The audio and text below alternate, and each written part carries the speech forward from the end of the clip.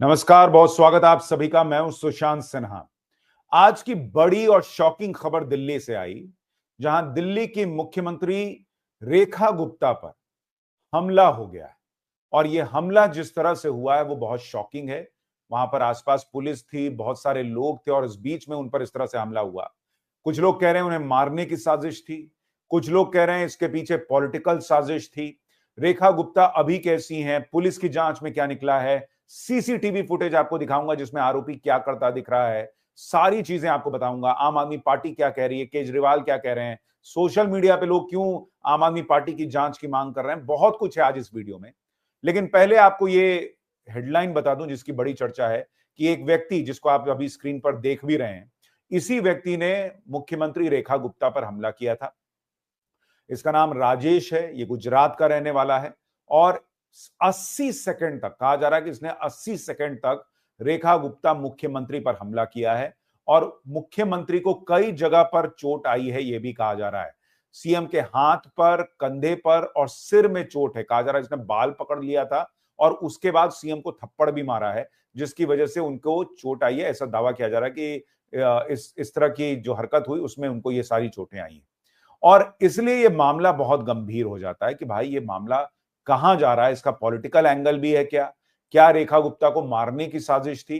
आपकी सोच क्या है जरूर बताइएगा कमेंट करके कि आपके हिसाब से इसमें कोई पॉलिटिकल साजिश आपको दिखती है या ये हमलावर जिसको लेकर अभी आपको बताऊंगा, वो जो कह रहा है कि भाई वो डॉग लवर लवर था इसलिए उसने ऐसा कर दिया, वो आपको एंगल दिखता है। लेकिन पहले सुनिए परवेश वर्मा, जो दिल्ली में विधायक हैं, मुख्यमंत्री के करीबी विधायकों में से एक हैं, खास मिलकर काम करते हैं, मंत्री हैं, वो वहां पर क्या बता रहे हैं कि मुख्यमंत्री के साथ कैसे घटनाक्रम हुआ था। पहले उसको सुनिए, फिर सीसीटीवी फुटेज, आम आदमी पार्टी, सबकी बात करता हूं। मुख्यमंत्री जी के ऊपर में हमला किया, उसके बाद में मुख्यमंत्री जी को उसने कुछ समय तक नहीं छोड़ा, उनके बाल पकड़ लिए थे और पुलिस ने और आसपास के लोगों ने काफ़ी उसको छुड़वाने की कोशिश करी। 40 साल की उसकी उम्र बताई जा रही है और किसी तरीके से मुख्यमंत्री जी को छुड़ाया गया और उसके बाद में फिर ये सारी बात हुई।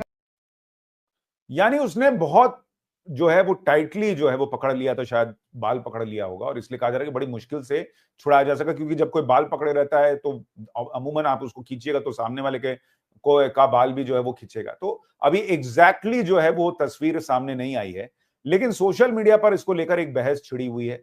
कोई कह रहा है कि क्या ये सिर्फ एक व्यक्ति की हरकत हो सकती है या इसके पीछे आम आदमी पार्टी का कनेक्शन छुपा है, गंभीरता से जांच होनी चाहिए। यानी लोग कह रहे हैं कि भाई चेक कराइए कि कहीं आम आदमी पार्टी का हाथ तो नहीं है। हालांकि पुलिस अभी हर एंगल से जांच कर रही है और आम आदमी पार्टी का अभी कोई हाथ आया नहीं है सामने। The attacker has been identified as Rajesh Khimji. इस व्यक्ति का नाम राजेश खिमजी है, जो गुजरात का रहने वाला है। कुछ लोग ये भी सोशल मीडिया पर लिख रहे हैं कि केजरीवाल जी को थप्पड़ पड़ा था तो बीजेपी वाले बोले थे जनता का गुस्सा है। अब जब रेखा गुप्ता को थप्पड़ पड़ रहा है तो बोल रहे हैं ये लोकतंत्र पर हमला है। असल में थप्पड़ वही है, नैरेटिव बदल गया है।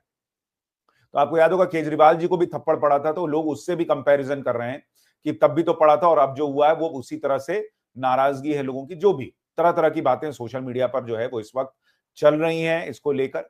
लेकिन 24 घंटे से ये व्यक्ति रेकी कर रहा था, ये भी आरोप लग रहा है और इसीलिए मैं आपको सीसीटीवी फुटेज दिखाऊं और आपको बताऊं कि ये व्यक्ति क्या कर रहा था। उससे पहले आपको जरा दिखाना चाहता हूं कि आम आदमी पार्टी इस पर क्या कह रही है।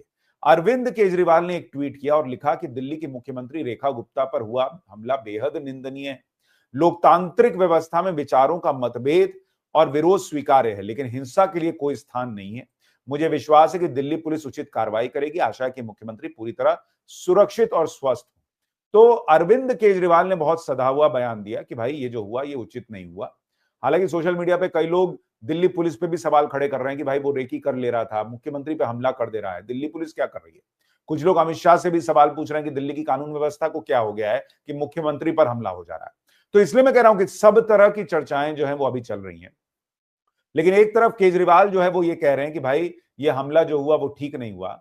दूसरी तरफ इन्हीं के एक विधायक जो इन्हीं के एक पूर्व विधायक जो हैं, इनकी पार्टी के नेता सौरभ भारद्वाज, वो मैं किसी भी हिंसा की कड़ी निंदा करता हूं करते हुए रेखा गुप्ता का एक पुराना वीडियो पोस्ट कर रहे हैं जिसमें जो है वो मेयर कैंडिडेट के तौर पर जो है वो धक्का मुक्की करती हुई दिख रही है। तो भाई एक तरफ तो आप ये कह रहे हो, दूसरी तरफ आप ही का नेता पॉलिटिक्स कर रहा है। एक बार सौरभ भारद्वाज को भी सुनिए, फिर सीसीटीवी फुटेज दिखाता हूं। पूरी तरीके से निंदनीय है।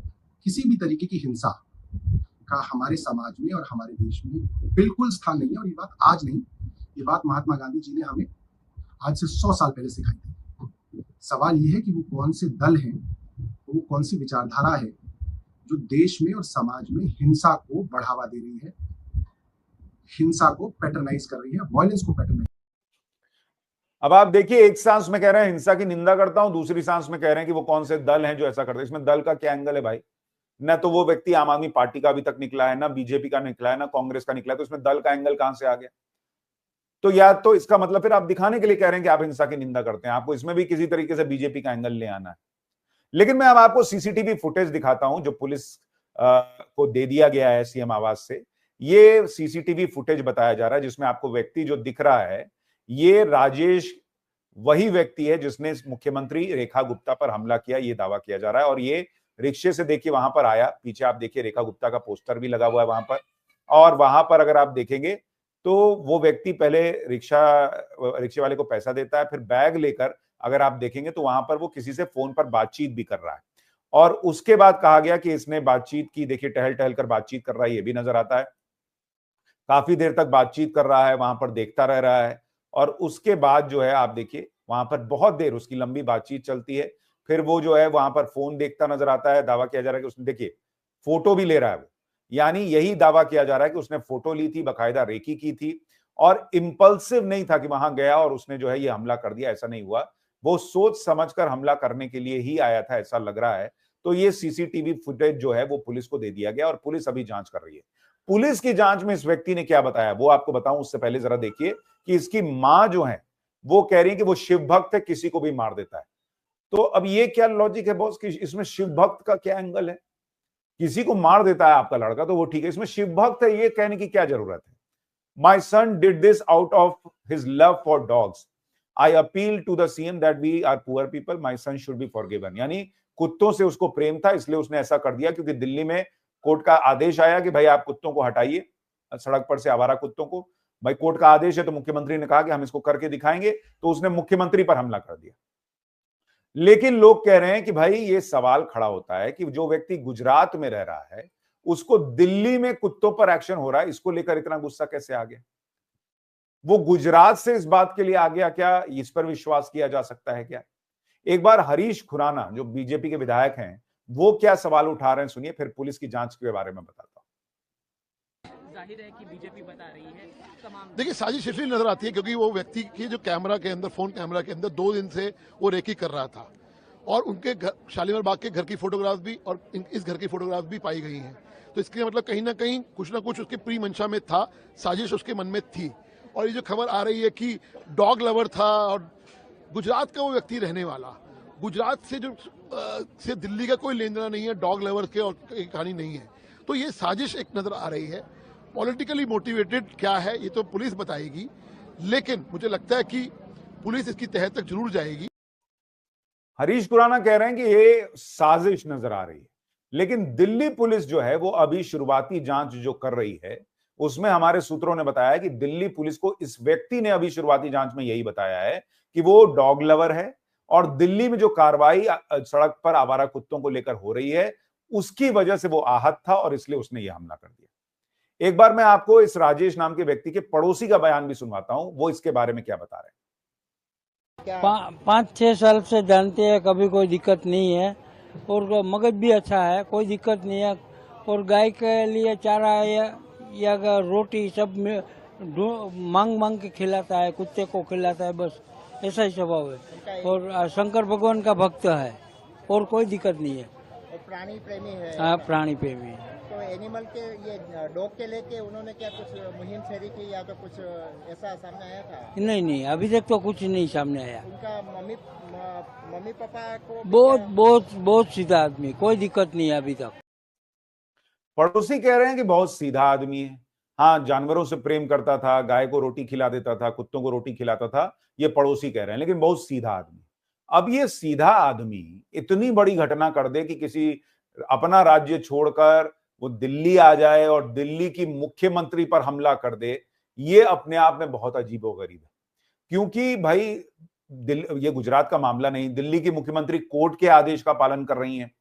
हालांकि उस बीच में आपको याद होगा जब सुप्रीम कोर्ट का आदेश आया था कि दिल्ली की सड़कों से आवारा कुत्तों को हटाइए, यह आदेश दिया जाता है, तो बहुत सारे डॉग लवर्स ने प्रोटेस्ट किया था।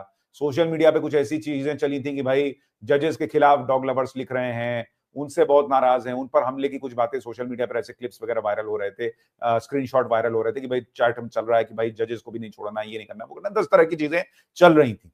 लेकिन क्या कोई डॉग लवर इस हद तक जा सकता है कि मुख्यमंत्री पर हमला कर दे? ये बड़ा प्रश्न है। क्या कोई पॉलिटिकल एंगल हो सकता है? ये बड़ा प्रश्न है। और सबसे बड़ा प्रश्न ये है कि भाई दिल्ली की मुख्यमंत्री की सुरक्षा, उसको लेकर एक सवाल है। ठीक है, आप ये कह सकते हैं कि भाई व्यक्ति अंदर आ गया, कोई हथियार लेकर नहीं आया इसलिए पुलिस नहीं पकड़ सकती थी, लेकिन फिर इसका मतलब मुख्यमंत्री के आसपास जो पुलिस वगैरह है उनको भी तो अलर्ट रहना चाहिए। कोई आदमी हमला कर रहा है और आप उसको देख नहीं रहे हैं, ये सवाल तो उठेगा। क्योंकि भाई मान लीजिए उसने हाथ से ही हमला किया, थप्पड़ मारा हो, बाल खींचा हो, जो भी किया हो, इसके लिए भी पुलिस को जो है अलर्ट रहना चाहिए कि कोई आदमी किस तरह से आगे बढ़ रहा है।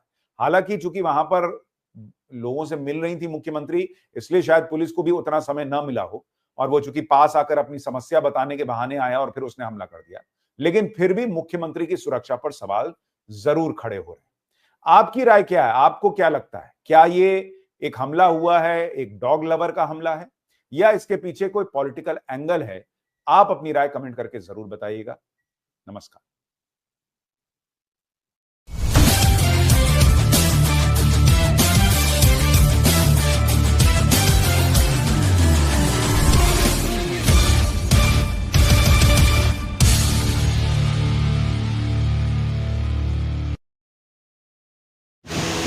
सीएम रेखा गुप्ता के हमलावर सीसीटीवी में क्या देखा, ध्यान से देखिए और इस न्यूज़ को जरा आगे बढ़ाइए।